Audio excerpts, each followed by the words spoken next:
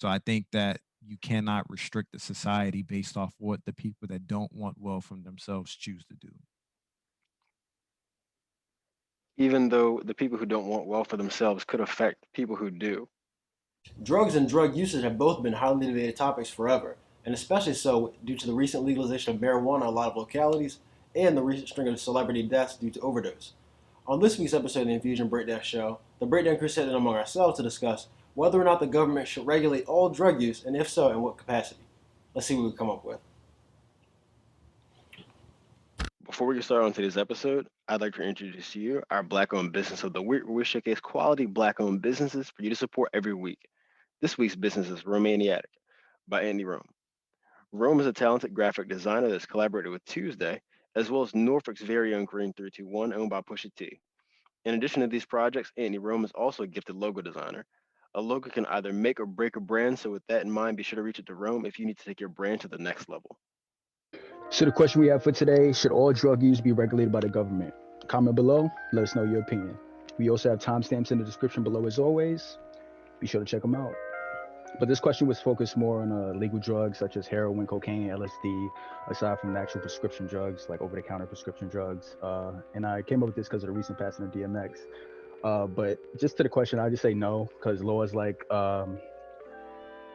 have the desire to prevent drug abuse, but at the same time, I feel life is full of experiences and people are going to try these experiences no matter what they are, whether it's drugs or anything like that. So, and I feel people have to learn on their own how to be the best version of themselves, and whether it is becoming an addict and learning how to deal with it or whatever, I feel we still have to do that on we still have to do that on our own, I feel. Because if you look at like DMX, like I've read that he was addicted to crack cocaine since he was 14. Like, I don't know how his life was. I'm sure it was like hardships in his life, but that struggle led us to like all the hits that he had, and him becoming a great, not only like a poet, but a great rapper and a great entertainer and everything like that. So that's why I say just that it's really up to the individual, because I feel, yeah, we have these drugs out here and everything like that, but it's really up to the individual to say like, no, I can go through this, or I want to do this, but that's not me anymore. It's up to the individual to actually get through what they want to do and be the best version of themselves. It's to decide like, oh, I want to do this or I don't want to do this. You know what I mean? If I'm actually getting at it. Josh, Yeah, I understand you. I have a few points just based off of that initial thing. So first off, I'd like to think that you acknowledge the fact that DMX, you said he had been using crack since he was 14. Yeah, that's what I read. So he's by far the exception. Where I don't know, I don't think that the majority of crack users who become prolific entertainers and poets and all those other great things he said about him, he was like by far the exception. And so what you were saying, it seems like more, and feel free to clarify this for me, that it's just a mistake that people should be allowed to make if they choose to use those drugs. Is that, am I understanding correctly? So exactly. How would you feel about your child choosing to use crack, for example? Is that a mistake that you would just allow them to make?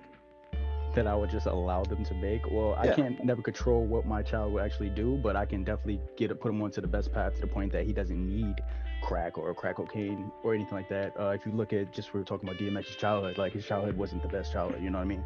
Like, I don't know his family situation is. I know his mom, he had problems with his mom and everything like that. I don't know about his dad or anything like that, but yeah, I will make sure my child isn't in a position to actually go to that lifestyle, go to that crack cocaine lifestyle. I get that, but ultimately you're arguing on the point of free will. So if it's your child's free will to try that, and you do have the ability as a parent to intervene and influence the child in other ways, aside from just like you're just saying don't do drugs, so you're saying that, do you get what I'm saying? Are you saying that I don't want to help them? Or you're kind of saying like the drug usage should just be free will, and the individual should be allowed to make mistakes, and it could turn out good for some people, like it did for DMX. And it's ultimately up to the person whether or not they choose to abstain or continue down that path. Yes, for the most part. I think that thing may apply, like that mentality may apply to things like like areas of vocation, somebody trying out a new career path that doesn't work out, I don't think the same should be valid when it comes to drugs. Okay. Yeah, I don't think it's a valid line of thinking. So you say no? I mean, so you say yes? Do I think that the government should question? regulate it? Yeah. So first, by you, that's my second point. So when you say regulated by the government, is that under the assumption that these drugs are made legal? As far as when I say regulated by the government, to the point that they're in control of basically if they're illegal or if they're legal, basically. So yeah, they should be made illegal, yes, in short. So whether or not the government should be able to determine the legality of the drugs? Yeah. I wasn't really, that's why I didn't really follow up with the question, because I wasn't necessarily 100% full with the question, but yeah, to that. Okay, I thought that, okay, so with the assumption that, okay, these drugs, like cocaine is illegal already. So I wasn't thinking that we're kind of like questioning whether or not the government should say whether cocaine is illegal or not, which the obvious answer I feel like would be yes. And then I was thinking more along the lines of like regulating the controlled substance less under the premise that they are legal. So like, for example, like medicinal or recreational marijuana, like that becoming legal, should that be regulated? And I mean, that's kind of where I thought the discussion was heading down, because with that, of course, there's industry regulations. They're going to try to monitor that as close as possible, kind of like we already have agencies for the FDA, and of course things do get by that, but there are preventative measures put in place. Okay, so you thought you was talking more about like marijuana and medical marijuana. Yeah, and then I guess other drugs that may continue to be legal, but I mean, this is fun. I'm interested in seeing what you have. That's why I asked you like beforehand, like were we on the same page or what we was talking about? But okay. You did, but we didn't clarify this much. Yeah, I know. So that's why I kept asking. But what do you think, Des? Are you thinking what Brian was thinking? No, I'm actually on the path with you. And Okay. just reason being is basically the entire, I think it is free will. I think it is, free will isn't like one of those things to where, you can turn it on its head and argue free will, versus a child versus being an adult. I think that, it's still as the parent's main responsibility is like to always educate the child. Like for me, I've gone through, D5 programs, which is like a military version of DARE. I've had the education and all this stuff, and I still chose to make these decisions based off of my free will. Like, I think parents can do what they do to, educate the child, but at the end of the day, like a lot of that stuff is we're expecting parents to educate based off their own knowledge of the drug, but a lot of our parents don't have knowledge of these drugs. A lot of our parents don't know what marijuana smells like. They might not know what coke looks like. They don't know what heroin looks like. They don't know what any of this stuff looks like. So really, I think the quote unquote control that the government has is fear-based control, which is why marijuana has had the rep that it's had for so long, until there was enough people that have actually been using it, see the good that it has, and then of course where places it can take them. Do I think addiction is a bad thing? Of course, like definitely rest in peace to DMX, but I think the addiction aspect of it is a testament to their person, their character. If DMX wasn't addicted to crack cocaine, he might have been addicted to sex, or he might have been addicted to alcohol. Like, we sit here and we look at these things and we say, okay, crack cocaine was his downfall, but he was more likely than not to be addicted to something that could have produced that same type of fatality. So we look at these things and we try and be like dictators of people's, lifelines and stuff, where a lot of this stuff is actually meant to play out exactly how it is supposed to play out. As unfortunate as it may be, we can't prevent that stuff. Like, my son could grow up and, choose to experiment however he wants to experiment in life. I can only, from my perspective, put forth the best tools to be successful. I can't dictate what he'll choose to do or not to do. And I don't think it's my responsibility to kind of like bank on the government to be that shield, because I think a lot of our views as far as like Xanax, cocaine, all this other stuff, like we have these negative viewpoints on it because of crack in the 80s. Like we aren't looking at cocaine from the perspective of what possible good use it may have, like as far as it being like a some type of like psychoactive drug that actually helps you be more functional or more alert or things of that nature. We're looking at it from a perspective of it's ruined people's lives, because these people that had no lives before crack cocaine came into the picture has just allowed their life to spiral downwards a lot quicker. So I think we're looking at everything from a negative perspective. Not to say that I endorse it at all, because I kind of have that tainted view on all that stuff as well. But when it's just like the reality of what is, our reality of what is has been fear based. Like we don't understand any of these drugs. We only understand how has completely destroyed Black communities. But what about the white communities? Like the people that are actually bringing this stuff over, like these millionaires and billionaires that are using these drugs. Like we don't ever get their perspective on it, but we get the perspective of maybe that 1 or 2 millionaires that go completely broke from using it, or we get that perspective from the ghetto or that hood that has completely been eroded by it. Like I get the perspective of wanting to put preventative measures in place, but at the same time I feel like if preventative measures aren't genuine and they're kind of fear based, kind of like how Nancy and Ronald Reagan did back in the 80s. And I think like you're trying to build a solid billion-dollar fundamental mindset on rubble. Like you're building it on something that isn't solid. So I think that if we're going to say that government usage or government regulation when it comes to these type of stuff is a necessity, I would agree under the premise that you're actually educating these children on what these drugs do instead of what they may do. Because I think a lot of what we know about these drugs are what they may do, but there's more people that have used these drugs, whether it be shrooms or any type of psychoactive drug, and have had life-changing experiences from it, both good and bad. We always just hear the bad though.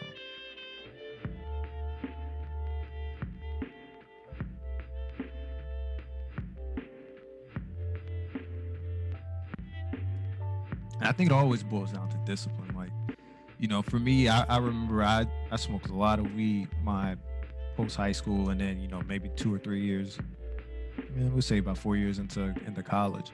And like one thing that like people always said to me was like, bro, I don't understand how you could just quit. Like there were people that were truly genuine, like could not go a day without smoking weed. But what I would say is those people lacked the discipline that I had. Like marijuana was never like a requirement. It was always a vehicle. Like it allowed my mind to, it allowed me to cool my anxiety and mental anxiety to where I was able to picture things where I could almost grab it and like, okay, the task 1, we're grabbing task 1, we're knocking it out right now.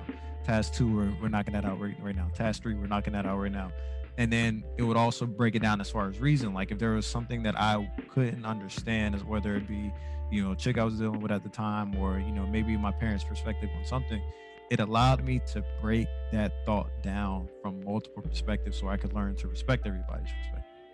So for some people, like these drugs, they are, they're not antidepressants. They're vehicles to get them to where they need to be mentally.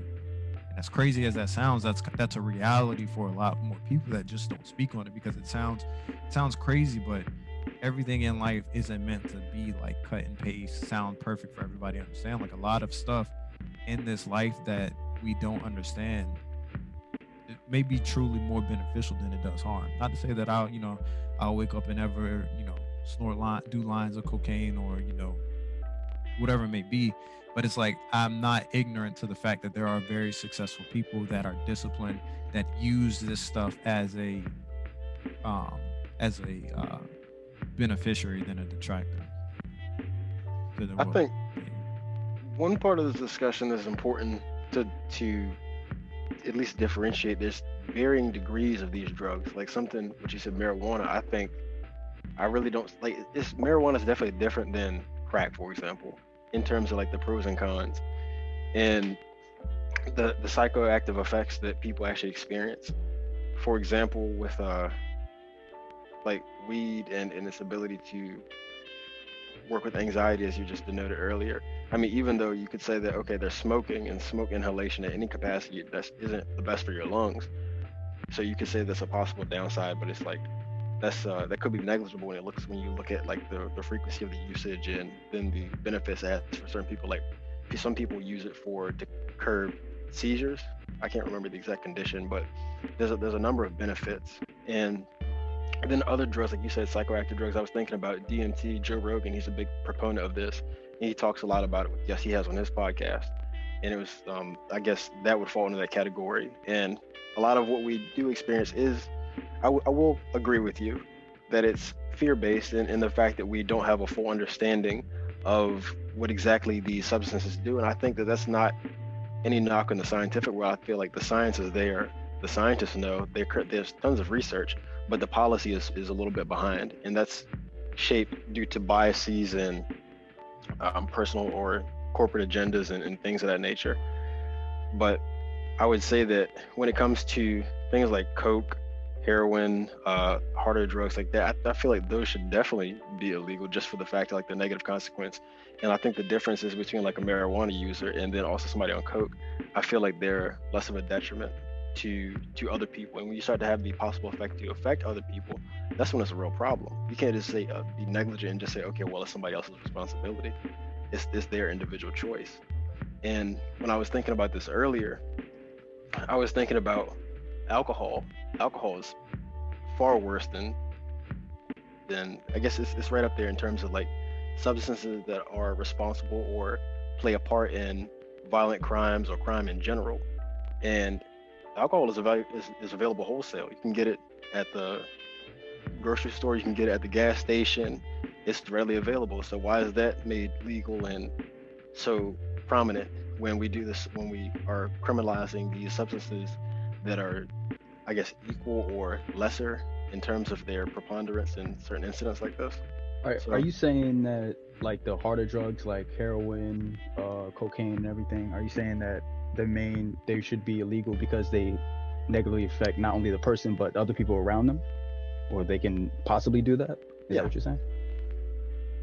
Okay, if football has been known to give players CTE, which could cause violent rages, so we stop football?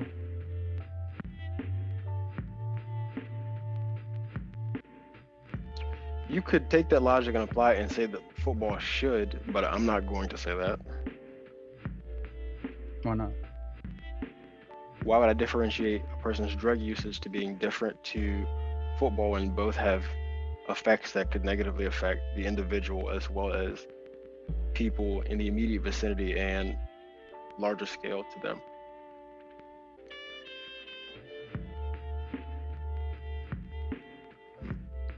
That's a really good question. I would think that for one, I feel like football is more okay. So let's say that's something that's common. It's something that's, if you want to break it down to two sides, it's quote unquote, just to simplify this, good and bad. So we'll put football in good because that's the side that's legal. It's just something that's commonplace. We watch it on Sundays, watch it on Mondays, talk about the game at the barbershop. And you have drugs, which are illegal on the other side, that's criminalized.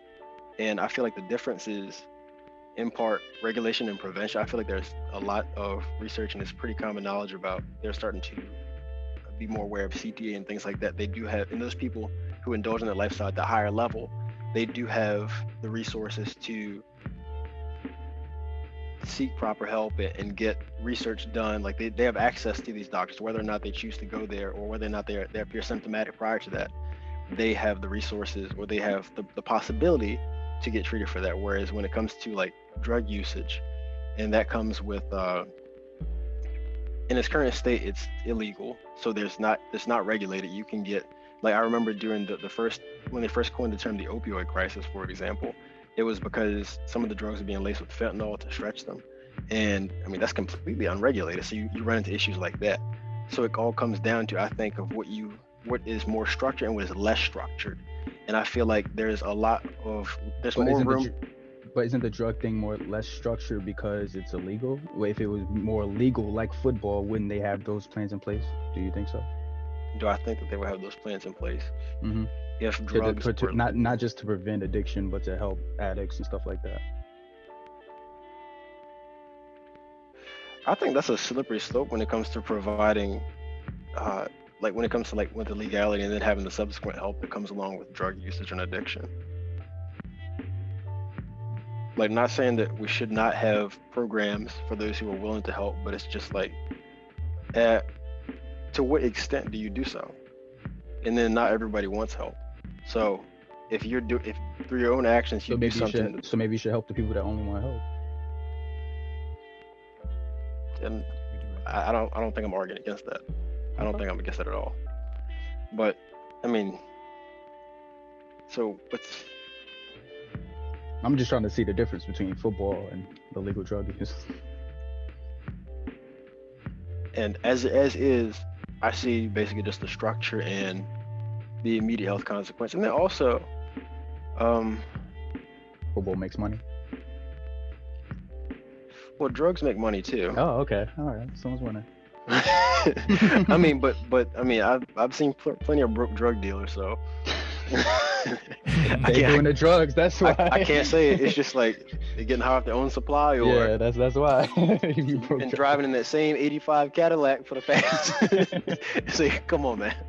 You definitely brought up a good point though, man. Like I wonder is a lot of our misuse when you mentioned that a lot of like what we perceive as these bad drugs are they're laced with certain fentanyl, or you use baking soda for coke or whatever. Like I wonder, are we overlooking the fact that a lot of the stuff that's happening in communities are based off the fact that a lot of this stuff is laced and not on the actual drug itself? Because I think the most common one that everybody knows about is Coca-Cola, and like I just did a little bit of research, and not even research, this isn't research, I just looked this up, and what they said I took there's this class in political science, and they were like the most common misconception is the usage of the word research. Like just looking something up on Google isn't true genuine research, it's just you looking something up, whereas research requires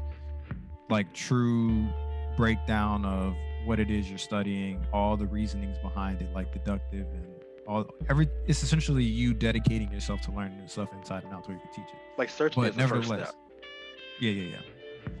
So looking at Coca-Cola, it's invented in 1885.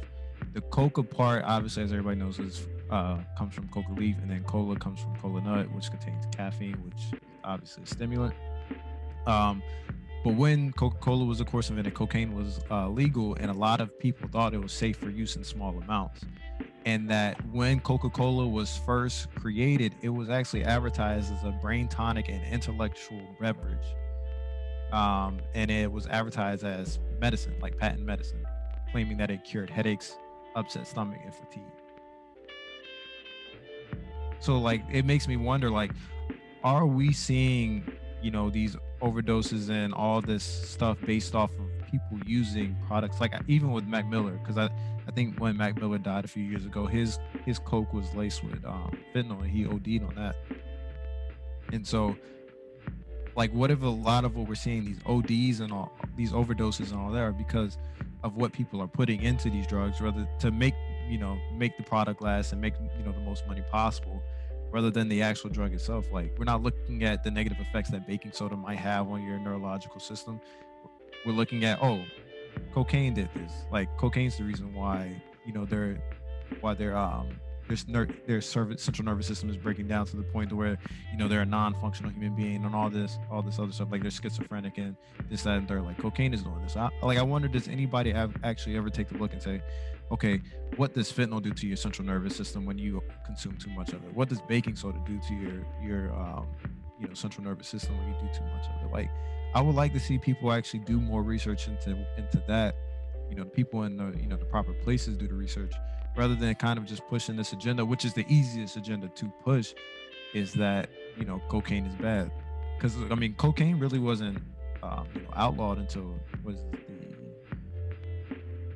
looks like it was finally removed from coke in 1929, which, if anybody knows anything about 1920s, that was that prohibition era where even alcohol was illegal. So I mean, you could make that point with the overdoses being due to being laced in fentanyl, which is, I mean, it's a fair assessment. I think that's responsible to a lot of the deaths we've been seeing that are more popular when it came to the opioid crisis in particular. But I also think that cocaine in itself does have a number of negative side effects, such as I know it affects the cardiovascular system. So repeated usage puts you at risk of heart failure and heart attack later on in life. So sounds like fast food. it does. I would say, Sounds like fast food. Sounds like shit that can happen as a side effect to you smoking weed. Sounds like a side effect to smoking cigarettes.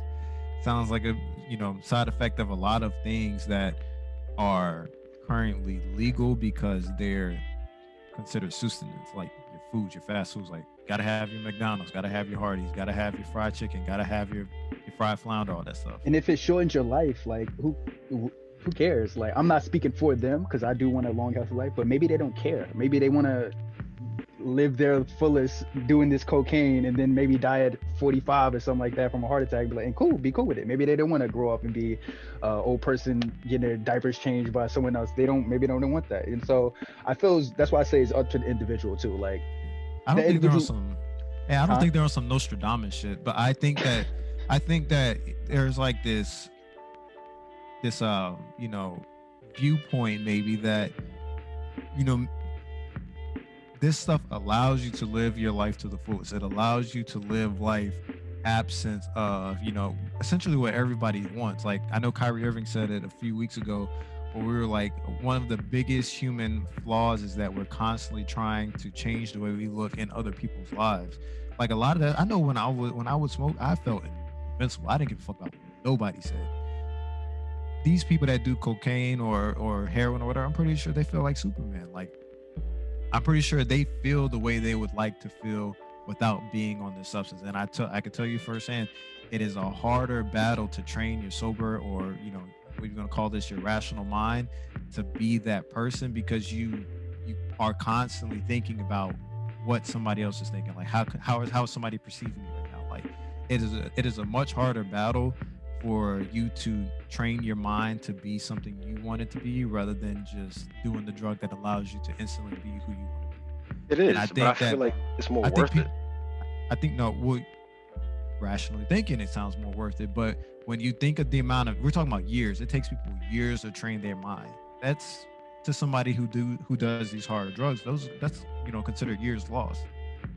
And I think that when you weigh it on the scale and you think about your of course, if you're thinking, in the sense of economics, like your opportunity cost. Some people may sit here and say like, well, damn, I'm not maximizing my profit by training my mind to do this, because the amount of time that I'm going to have being successful with this mindset is going to be less time spent than if I'm doing coke, and then if I OD or do something along those lines. Because I mean, look at it like this: DMX died at, was he 50? 50. He maybe had 20 more years to live. He's spent 30, 40 years living the life that he maybe, would have wanted to live. I mean, I'm not saying that that's the life I would want to live, but he's done a lot. He's done enough in one lifetime, based off of, if we want to solely attribute it to his usage, that some people won't do in 5 lifetimes. So some people are looking at it from that perspective, that this mentality, this mindset that I get from doing these drugs allows me to live the life that I want to live. And I know for a fact that when I break it down and, try and make it sound reasonable, that I have the ability to do more in my lifetime using these as supplements than I would if I just decided to live my life as is and try and, battle my demons sober, or climb this corporate ladder, or not chase my dreams, things like that. Like it's hard fucking work chasing your dreams, and a lot of people don't want to do that with just their regular mindset. Like there's so much stuff you got to battle, if you're trying to climb the corporate ladder, or if you're trying to whatever you may want to do. It's a lot harder to do it when your mind is susceptible to it's susceptible to penetration, rather than somebody's mind who is producing at 10 times what it could produce, or 10 times what your mind could produce. I still have to disagree with that. I mean, I think you understand, and you're on the same page thinking that, okay, the rational mind would say, okay, it's more worth it because you're not dependent on the substance for your own well-being and regulation, which I think all three of us belong to that camp of thinking. But I disagree with both of you fundamentally in thinking that it should be a free-for-all and you should be able to use any substance whatsoever just because of the negative effects. Like, it'd be foolish to assume that, okay, that this person is just going to use their coke and they're going to stay home and behave themselves. And It would be foolish to assume they're just gonna go out and just commit a whole bunch of crimes while on the drug too. Wouldn't you say? Yeah, like, bro, it's heavily regulated right now. Yet we have literal war zones that are allowed to continue to this day based off of this product. These products that we are currently regulating. Like, you have to think about it. Like, we're thinking on a fear-based mindset of what could be, when what could be could actually be worse than or better than what our reality currently is. Like, there's countless of lives lost to drug wars, and we're not even considering drug wars within inner cities. We would look at drug wars as like cartels and things of that nature. Like, if this stuff is free for use, there's no need for a cartel because everything would be through legal channels. There is no need to buy off police because everything's going through legal channels. There is no reason to purchase politicians because everything's going through legal channels. Like, we're thinking about, like, just, all me knowingly knowing that all of my neighbors are doing coke and what that could potentially do. But instead, we're ignoring the fact that there's an entire war, or I don't know if we're still considering it a drug war, but there's entire, like, hoods and urban cities or urban youths that are being, like, currently impacted by this, and there would potentially be no impact if there was no government regulation. I mean, we're government's regulating it right now, and they still can't do anything about it. People losing their lives because of gang territories, and of course, when you come to gang territories, you don't do anything on my turf, I don't do anything on your turf. Okay, if you don't have anything to leverage, then what is your turf worth? Okay. I'm not going to directly address that point, but I will go back to what I was saying. So, what you were saying. So we've talked about the impact of crack in the '80s in short spurts on other episodes, and then you mentioned it earlier during this one itself. So we can all say that that's had a negative effect on the Black community, regardless of, I guess, stance on the question itself. So could you really say that this should be something that people should be willing or free to use if it's had such a detriment on specifically the Black community in this case, or to affect anybody? Like, if it's that overwhelmingly bad and you see, like, it has the possibility to have long-term effects, why would you, or how do you reconcile that with just saying, okay, people should be allowed to do this? Like, because we can't say, okay, well, they should be able to do this, and then in the same breath say that, okay, well, this is why society is this way, or this is why this community is this way, when you're also saying that the people should be able to do it. Like, how do they coexist? How do those ideas coexist? Well, I think the key component is you're asking us to ignore how it got there, and I'm not.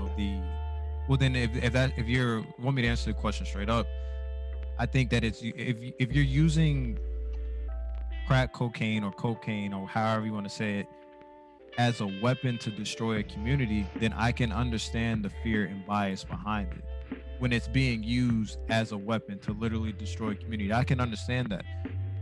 And I can understand how that breeds ignorance. But I will also say that moving away from that time, and just like with marijuana, as we see and have more, breakthroughs or innovative ideas with it, then I think it deserves readdressing. And not to say that, I'm ignoring, countless lives lost because of it. I'm just saying, like, no, I feel different about it, because when you use something as a weapon to destroy a community that is already in, disarray, it's going to heighten the negative effect that it has on it. Because it's like, look, so and so in this community was, on their last leg anyway, and instead of them naturally expiring 5 years from now, they expired in half the time because they overdosed on cocaine, or they overdosed on crack. Like, I get that perspective, and it's like, I mean, I don't want to sound cruel about it, but a lot of the people that lose their lives to crack cocaine are not, you know, contributing people to society.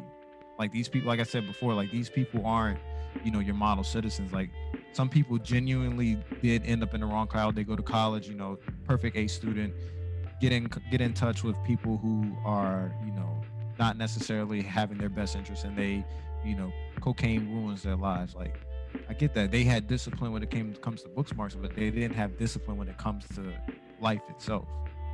And So I think Brian, it still always boils down to the awareness of it. and saying that it's illegal won't stop any of that. Like, just putting it in an illegal section won't stop any of that from happening either.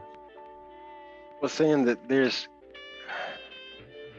I feel like there should be, we definitely do need to have consequences for certain things that do have that do pose a detriment to society. And But I think the only counter argument is that, you know, you have to look at it from the same viewpoint as like us as teens when it comes to marijuana. Like a lot of people fucked with marijuana because it was illegal.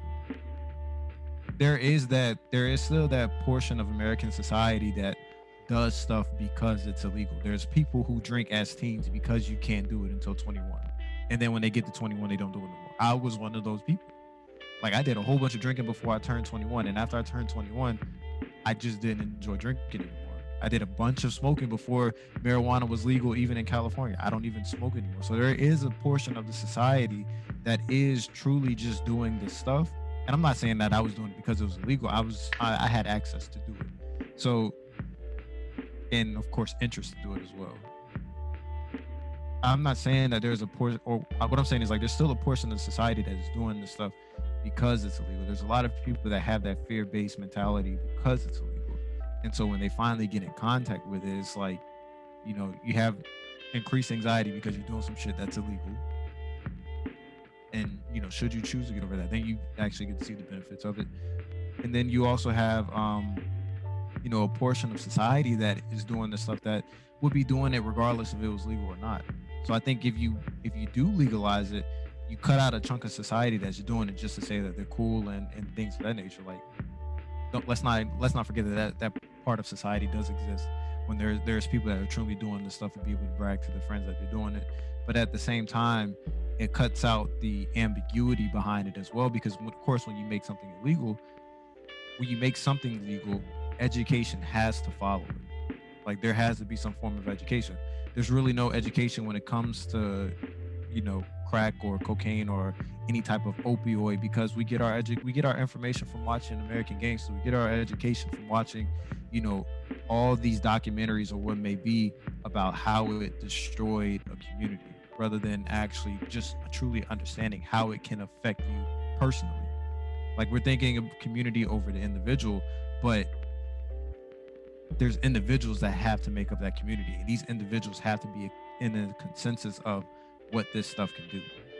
And I feel like right now we're not. So when you do get in contact with it, like there are people that do it to brag about it, and then there are people that do it because they have their positive effects from it, and then there are people that do it because they get addicted to it and it's their way of getting away from their reality.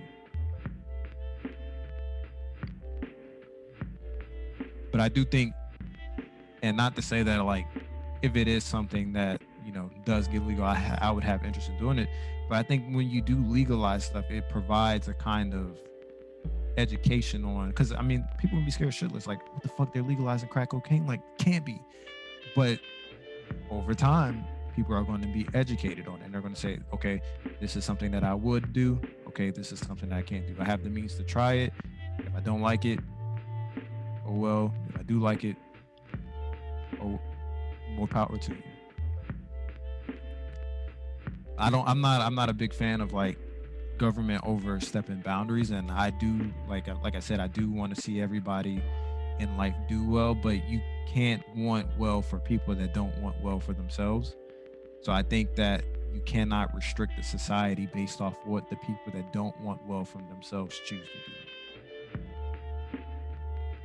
even though the people who don't want well for themselves could affect people who do. They do it anyway.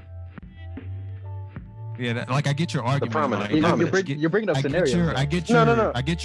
I get your moral versus immoral argument, but what's immoral with it being illegal is that it's illegal based off of invalid principles. It's illegal based off of what it quote unquote does to people, when all we know that it does to people is destroy a community that, based on conspiracy or what people may believe, was placed in these communities by people that don't look like them.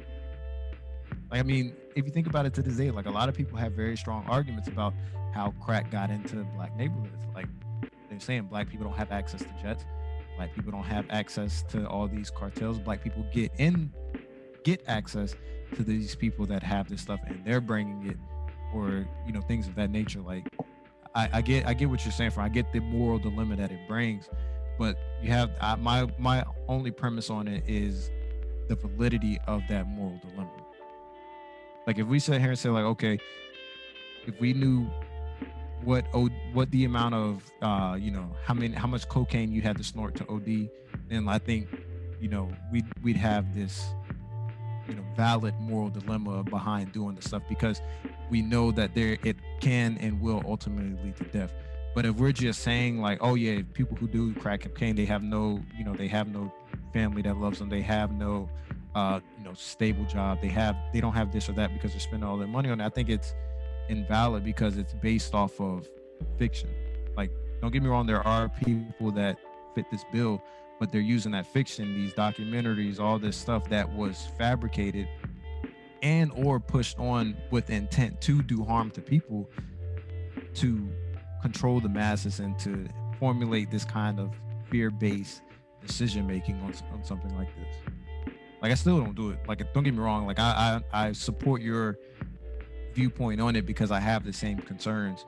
But when I think about like just true free will, and that there are people that do this stuff, people that I know, people I've hang out with, that are truly functioning human beings, that are not like people that suffered in the 80s and 90s, and even it's within the inner cities now. Like, that's my only take on it, or my ultimate take, I guess you could say. Like, I share your concern, but I still side with my viewpoint, because I do think it ultimately boils down to the person itself.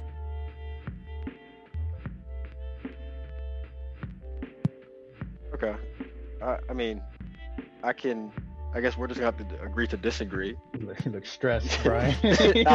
No, there's something like there was something visceral that almost came out, and I knew it wouldn't have been the most articulate way to put it, so I'm kind of trying to restrain that. And it's not in like it wasn't an attack on either one of you, but more so just the stance on it. I just think that's it sounds crazy. Think about it. Think about it. Like, what I was gonna say may have came out wrong, but I mean, just thinking about. Okay, I will say, when it comes down to my life, my livelihood being affected by other people and the choices that they make, I prioritize. I rather err on the side of caution and minimize the effect that other people could have on someone else. Like I don't think that my rights as an individual should infringe on your rights to live safely and not be a casualty. So that's my personal sense. I think that is so what almost came out a few seconds ago, that's the best way to say that. And Josh, you were saying, okay, so what if the individuals, like you said earlier, what if they want to use these substances? Like, they don't care about that. Maybe they just want to live until 40. Okay, well, you also have to think that not all of these drug users are suicidal. Some people, like the people who overdose, they don't have the intent of doing that all the time. Like, some people, of course, they could be in the mental frame to where they want to take their own life. But then you have like a large percentage of overdoses. I don't have the exact number, but I would imagine that there's an accident. They didn't fucking want to overdose. They didn't want to die. They were just caught up in the fact that they were addicted to a substance, and that was a consequence of what happened. So that's just to say, like, okay, well, did they really want that? I would argue not.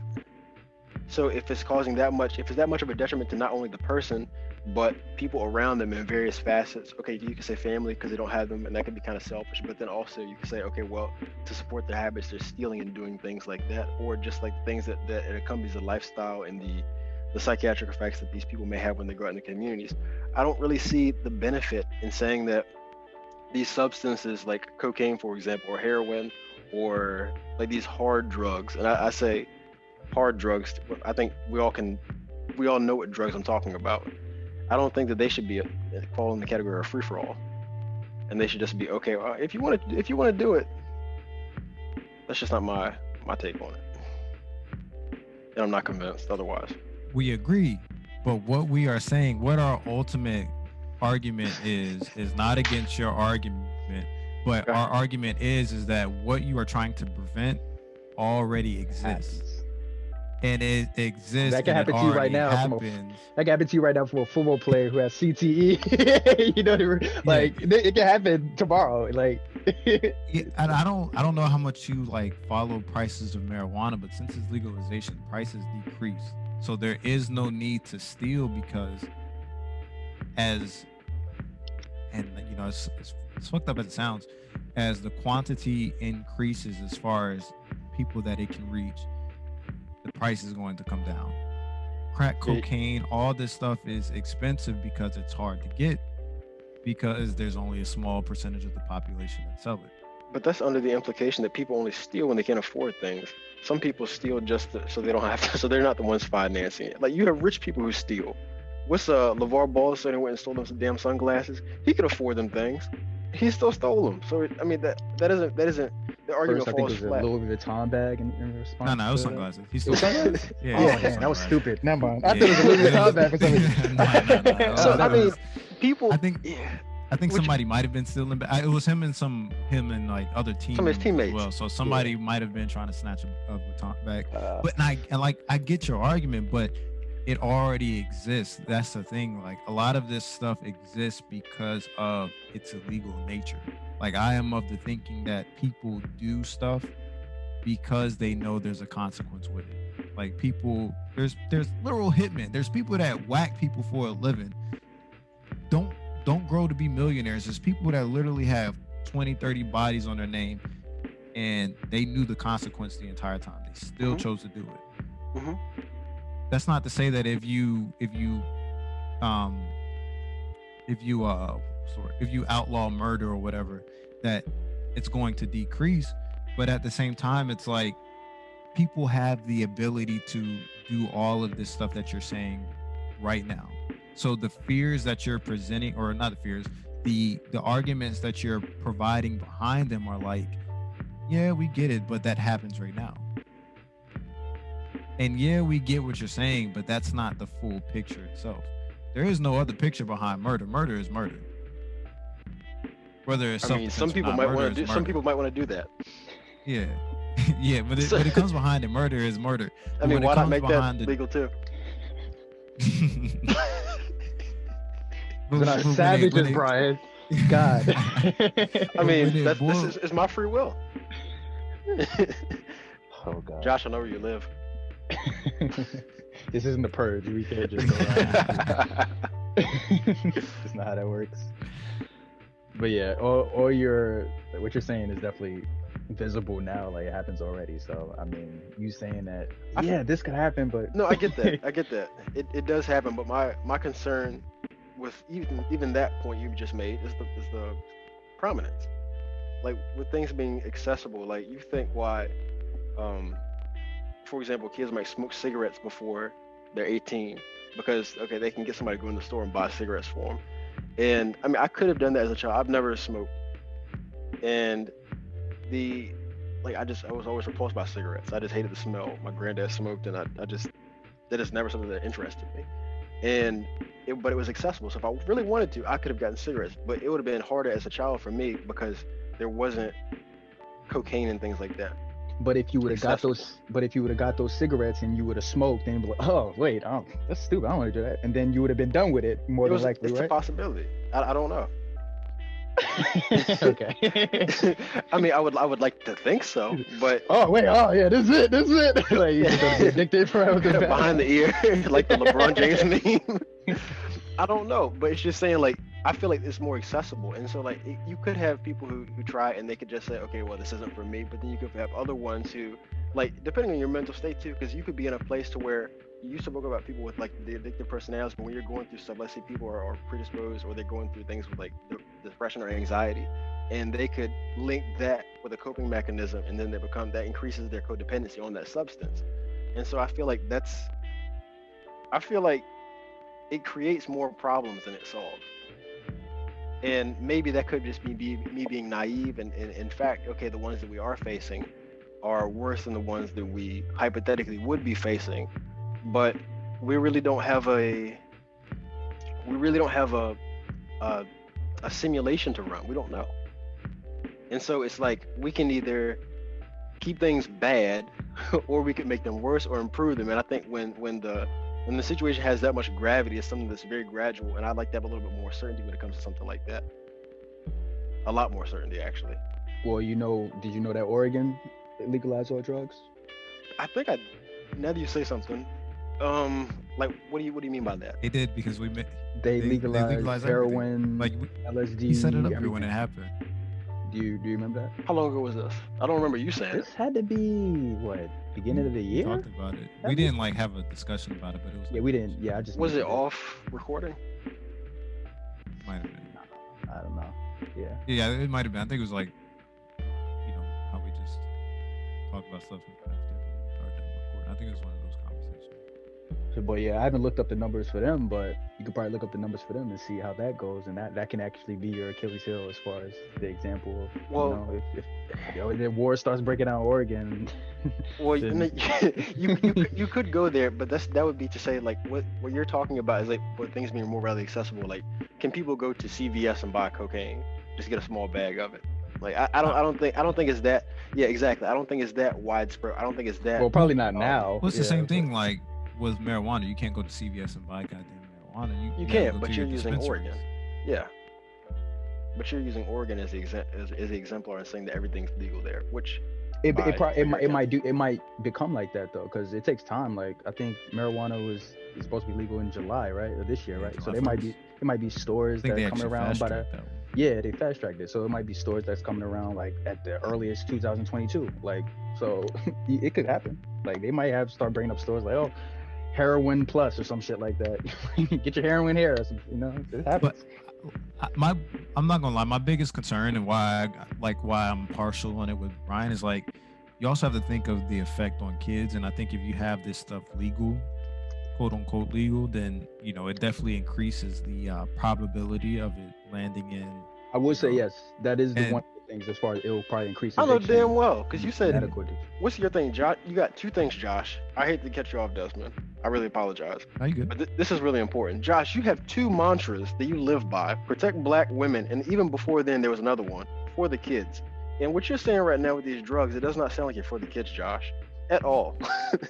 So I didn't I say don't- give drugs to the kids. I don't like the tune. I don't like the tune you've been singing this episode. But at the same time,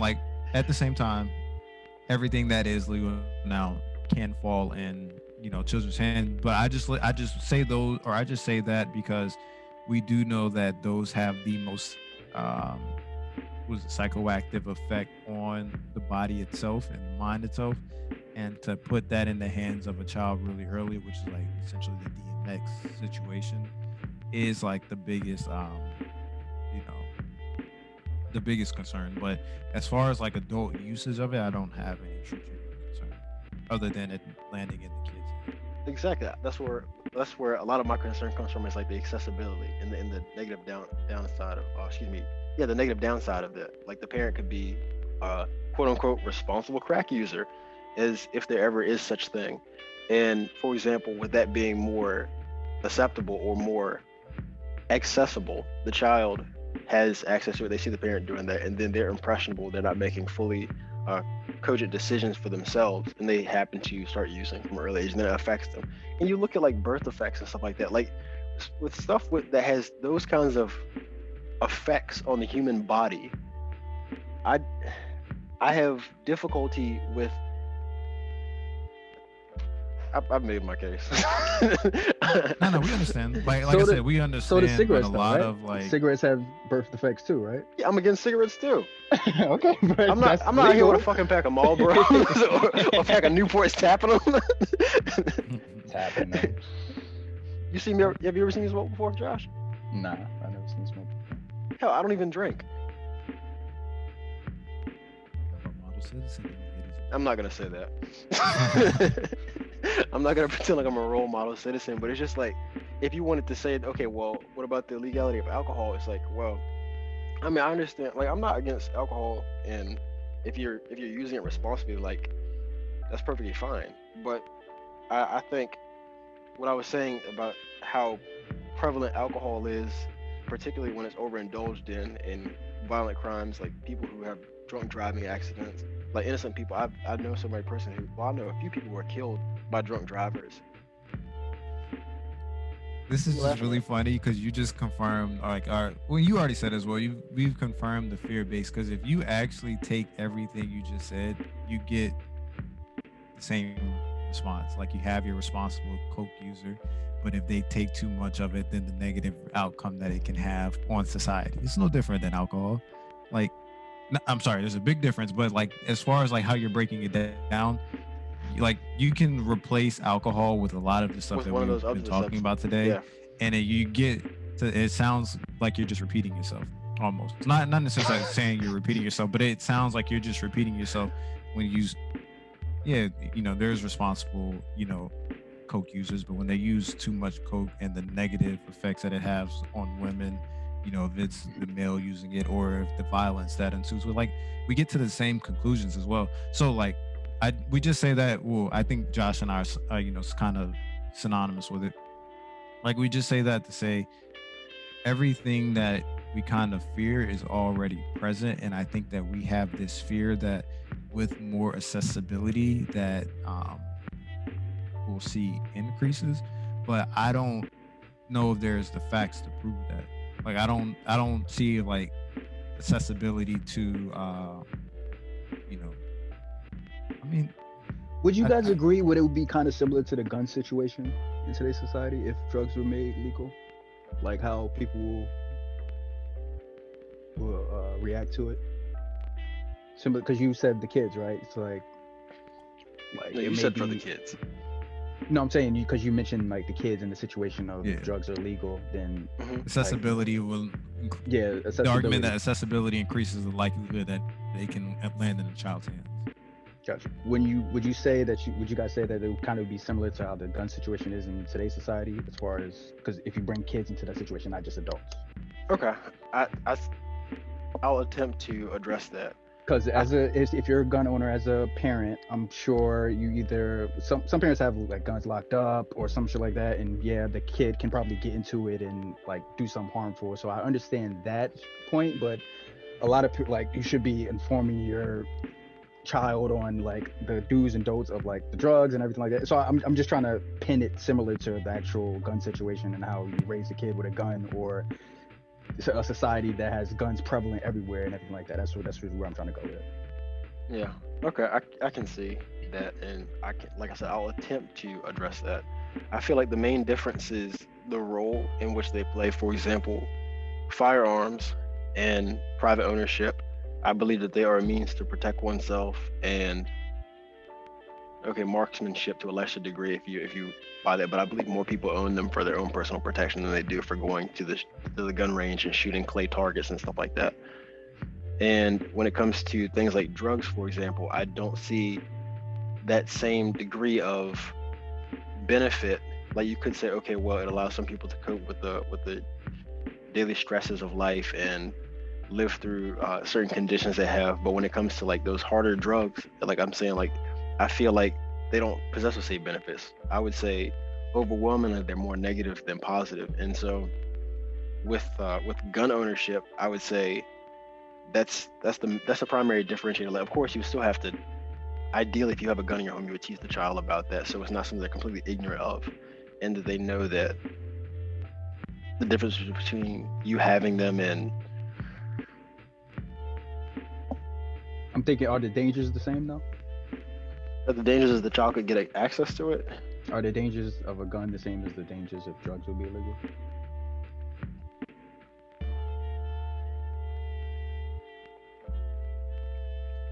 You're saying if drugs are made legal in the same way that gun ownership is legal, would it have the same effect? Yeah, because now that I'm thinking about it, if it maybe does have some type of same effect of that, then I understand where you're coming from. Um, and I kind of maybe will lean more to your side, but at the same time, I mean, you know, I get what you're saying, but that's a hell of an assumption there too, and I'm not comfortable making jumps like that.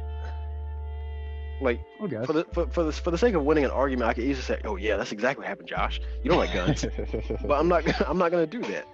No, I'm just trying to go to your side and try to understand you. But I understand mostly, but I'm just trying to put out scenarios that'll get what you're coming from more. But I get you.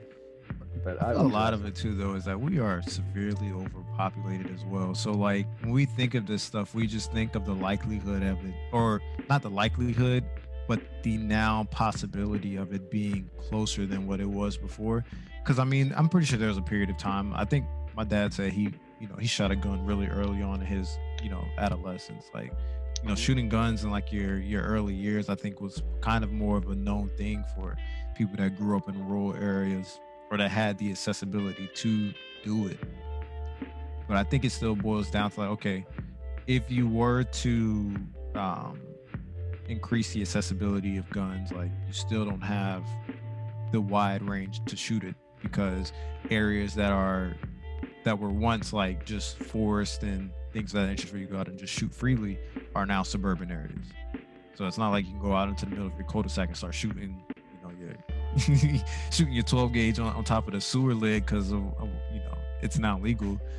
There's still like rules and things of like regulations that come with it.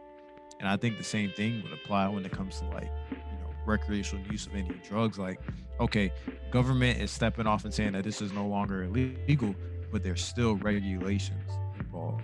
And I think that that's what, a lot of my argument behind it is coming from, because yes, okay, you make it accessible, but that doesn't just grant 100% accessibility.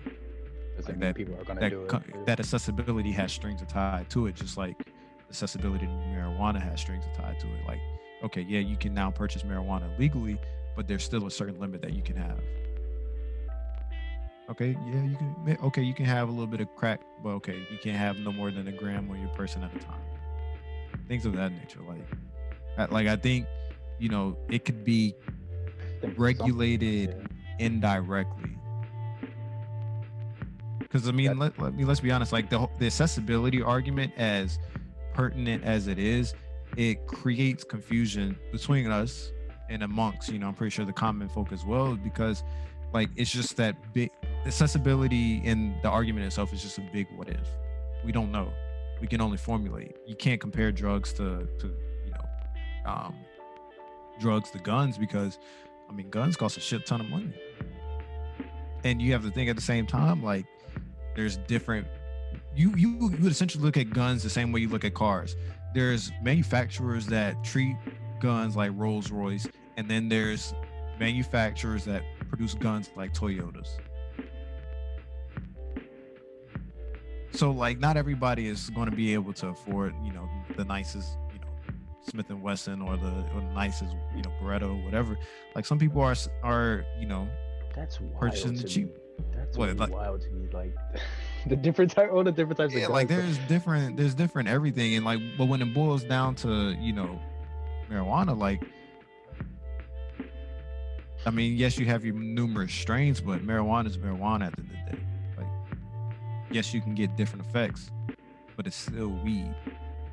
Wait, I mean, doesn't it apply to a gun too? Not necessarily. A gun is a gun. I mean, a gun they is a all gun. fire a projectile. A gun is a gun, but when you think about guns, you have different bullets. You have full metal jackets, you have tracer rounds, you have all this stuff that is going to give you different outcomes. Whereas weed is gonna get you high regardless. Hollow point, if you shoot somebody in the head, their head is gonna explode. I mean, why is mid called mid?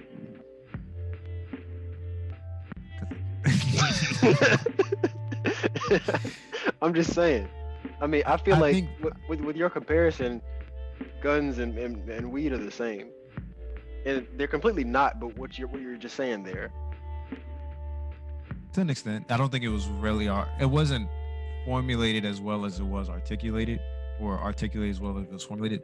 But what it boils down to is that you smoke weed, you're gonna get high.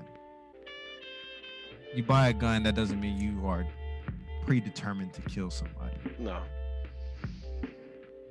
I guess I was more or less just looking at it from the perspective that like when you look at guns is such a more broader topic because there's so many guns. Like you have multiple manufacturers and you have different types of guns. You have different guns that do different type of damage. Like there's so much more intricacies with guns. And I'm pretty sure, you know, if there was like somebody, a marijuana aficionado watching this right now, they would be like, oh man, you have no idea what you're talking about because I can have this strain that will do this to you and I have this strain that does that. We'll does put that to you on your but ass. But at the end of the day, it gets you high. Like at the end of the day, it would get you high. Like that's the point that I'm making. Like, you know, the accessibility argument with guns is completely different than the accessibility argument when it comes to drugs because you have your high magazine guns, you have your pistols, your handguns. Like there's so much more stuff to dissect when it comes to guns than it is with marijuana or coke or any opioid. Okay, I was just looking at it because Brian said the kids and then the access to guns. That means they'll be more susceptible to do guns. But yeah, I got you. I mean, you think about it though. A kid takes a gun, they try and shoot a gun. They likely don't have the finger strength to pull the trigger. And even if they do have the finger strength to pull the trigger, they gonna snap their wrist because guns have a lot of kickback. With the trigger point, I don't know. There are some I don't know guns anything that, about there are guns. some so I guns don't know. that have really what do you consider them? Hard. Butterfly triggers where they're really easy to just really easy to There's just some guns pull. you could drop them, they go off. Yeah, but the guns my dad has I don't know Glock? what type of guns my dad has. Like he has a Glock, but there are some guns like the first gun I shot with him. Like you had to squeeze the. What was it? A musket or a blunderbuss or something no, like no, that? no. It was. I mean, with the Civil War reenactment. James. I'm not saying it in the squeeze like, you know, you lifting weights like you gotta have that grip, like, but you had to have some force and some intent to get that trigger to pull. Like it wasn't something I could just go like, you know, if you think about it like your water guns or whatever, you could just click it in, you know, water squirts. Like there was a lot of intent to shoot the gun. Like it wasn't something that I could just pull out and, you know, Call of Duty like Xbox Live, like right trigger, left trigger stuff. Like there was a lot of intent behind it. Do you have access to said gun? Oh yeah, I got access to. I would like to see that. Oh no. You asking if I have access to? Like yeah, I have access to use it, but all his stuff is like. Okay. Hidden I was saying like files. what you were saying, this one where you had to be like He-Man to pull the trigger. I would love to see that. I'm not saying it in the sense of like there was a struggle to shoot the gun. I'm saying like there was like the weight behind it. more You difficult. consider everything in it. It wasn't something that like anybody could just pick up and shoot. It's one of those things to where like you have to take a lot of stuff into consideration because yeah, like guns are really light, but like I said, at the same time, there's a lot of intent behind specific ones. Let's say that way. Other than to And again- shoot people. Hmm? Okay. Say it never mind. again? Forget it. I was gonna say other than to We're just not kill going- people. Like I guess for collection, maybe. yeah, a lot of people. Bruh, there was a point in time where like I used to watch this one YouTuber. This is older white guy. He had like the craziest gun collection. Like, how can you own a bazooka or an RPG in the United States? But he had it, and it was on YouTube. You can do that. Like, You can bro, like he buy had a like bazooka. he had like this tent in his backyard, and each tent had like guns from different world wars and different wars that were fought.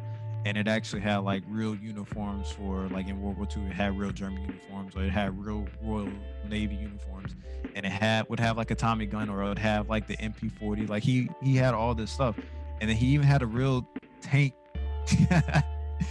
in this area on top of like the RPG as well. Like there's people that like, I don't know if you have to be classified as like a historian or whatever, but like it wasn't. Of course, the tank was not like working or whatever. It's like antique almost. Like it was completely dysfunctional, but not dysfunctional in the sense of it looked like it was run down, but it was dysfunctional in the sense that you couldn't use it for its intent.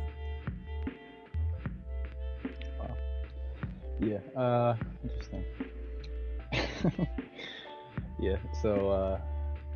Yeah, that's what I want to know about the guns, though. But yeah, when it comes to guns, though, I'm completely clueless. So that's why I'm just like, Desmond would tell me like, oh, I was using the 3568 on Call of Duty. I'm like, what the fuck is that, nigga? I gotta go look at the list to understand what gun is that. So yeah, I don't know anything about guns, but I understand though. Is there anything else you guys want to add? There was, but it's escaping me at the moment. Oh, another question. Okay. No, it wasn't a question. It was a point about the segue into guns. What do you guys think about the vaccine? Oh, Are y'all still open to getting it? I am. The Johnson & Johnson one? Any of them? Like, I mean, you don't have a choice. They give you what you get. Oh, really? Well, yeah. Well, you do. Yeah. You get what you get. But in my mind, I understand for the community, but I'll leave it at this. People, they'll say that, okay, I don't know what's in this vaccine. It's like, hell, well, you don't know what's in Tylenol, but you still take it and you know it don't make your head hurt no more. I don't take Tylenol. When I have a headache, I drink black coffee. Yeah, not everybody ascribes to using drugs and stuff like that. And yeah, some people rely on natural remedies, and for the most part, I do as well. And I might take some Tylenol or something like that here and there, but we don't like the amount of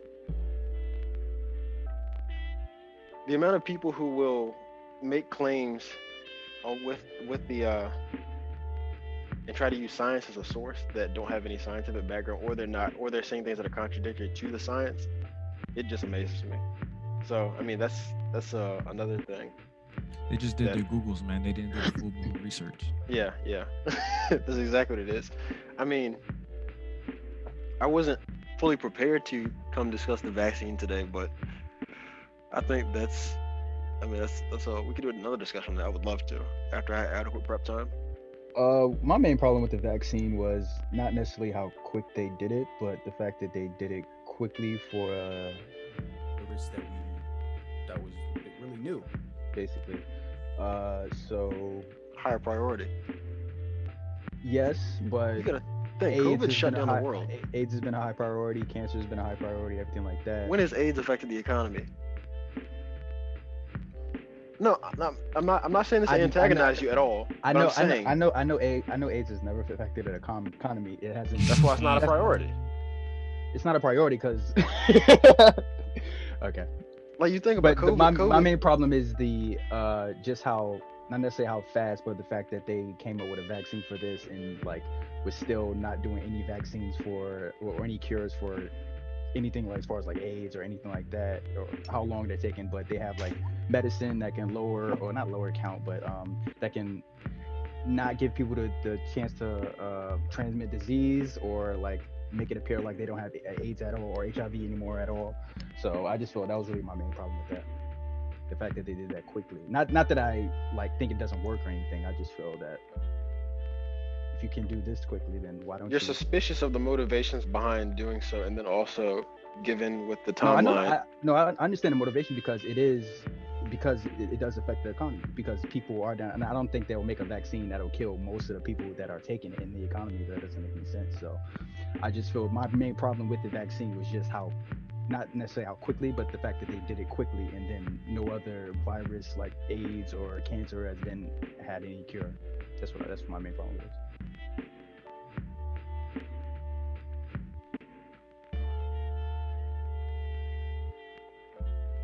What? I mean, if you want the cancer to get cured, all you have to do is convince like world-class economists and oncologists that it's in fact cancer that's affecting the economy. But it's not. So it's not because it's profitable, right? It's the morality aspect. They're making more money without the cure of like AIDS and cancer. It looks like that on paper. Like I don't know whether or not they actually have a cure or not. Okay. I would like, but it's more profitable without the cure, right? Yeah, you could certainly say that. It's like the software as a service argument. It's like, okay, you can pay one time to get cured, or you can continue to pay for the rest of your life and get treated. And ultimately, the radiation is going to eat away at your body and do certain things, and so you can prolong that. We can get more money. I get that argument totally. Yeah, that was my main problem with that though. What did you say? Why you didn't get it? I'm along the same lines with you. Not necessarily the the AIDS stuff as far as like, oh well, AIDS and cancer have been has been like, issues for as long as we can remember, but I'm just not a big proponent of it. I have a lot of, internal doubts about everything myself. And I kind of question the necessity for it if you're not putting yourself in imminent danger. Like for me, I spend a lot of time at home. And when I go out, I'm masked up and things of that nature. I don't go out. I'm not going to brunch. I'm not going to the club. I'm not going to any of this stuff. So But Brian for me, will it's like, say that just because you're masked up doesn't mean you can't. no, I 100% agree. I 100% agree with that because I forgot what it is with the mask. He's like, the mask is designed to protect those around you. It's not necessarily designed to protect yourself, which is why like a lot of people have qualms with people that are not choosing to wear masks. Like the thing in Japan was like when people got sick, they wore a mask to prevent people from around them from getting sick. You get what I'm saying? So it's like we've adopted this mindset, but like cases are still going up. And think about it, like even if you are wearing a mask and you happen to touch something where somebody had just sneezed on, like the droplets could be present in that. So it's just like, okay, yeah. I mean, the mask is your best defense for practical use, as Desmond was saying. And Josh, nice try. You tried to tried to nail me to the wall with that one. I said Brian would say. Nice try. Aren't you a vaccine advocate though? I'm an advocate for science, and I think that it's responsible for it. Do you feel people should get the vaccine though? Brian Fauci. I think I like the ring of that, Brian Fauci. I'm gonna change my username all my social media accounts and just start making claims about science in medicine. I think yeah. I'll go ahead and just say it, yeah. Okay. That's cool. I feel like you should do it, but I feel like you should also read up on it and actually do your research and understand the vaccine and the backstory, what exactly goes into a vaccine, how a vaccine behaves, what it is and what it isn't. I don't feel like you should just ignorantly just take it. For sure. Did you get a vaccine? Do I have it? Yeah, did you get it? Not yet. Oh, I thought you got it. Okay. Yeah, why we get like basically an Amber Alert letting us know that the vaccine was available at Military Circle Mall? Yeah, I remember that. I forgot about that. I was on a call and all I heard was my phone just going crazy. I was like, bruh, I know somebody's not missing in this area. That's what it was. Because I have like the same, my Amber Alert ring was the same as or the vaccine alert ring was the same alert that I have for like Amber Alerts. And I was just like confused as to why my phone is going crazy. I think they put it as an Amber Alert. That's why. Like that's what. I forgot what it was. I think it was like activity. It was something. I don't think it showed as an Amber Alert. It had like its own specific headline. I was just like, but it was like similar to how it showed up. I got a screenshot of it. Really similar.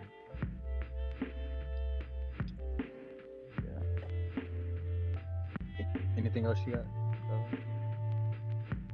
Brian? No, sir. Did you think of your question or not? No, I don't care about the question anymore. Okay. All right.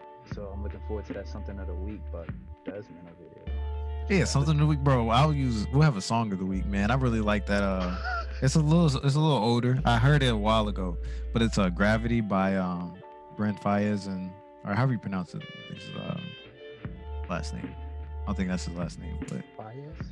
Yeah, and Faiyaz? Tyler the Creator. I really enjoy that song. You said it's old? I think it came out like January. Oh, like this year. Yeah. Okay. So a little old. Then I like Peaches, bruh. Or what is it, Peaches?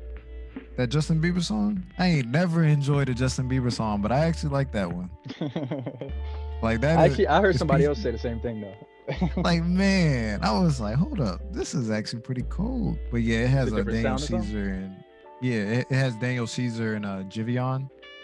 Oh, okay. Is his name Jivion for real? Yeah, I think that's how you pronounce it. I thought it was Giveon. Anyhow, yeah. Jivion. He's fire. Yeah, like I just got hip to him. Giveon, however you want to pronounce it. Like, I enjoy that song.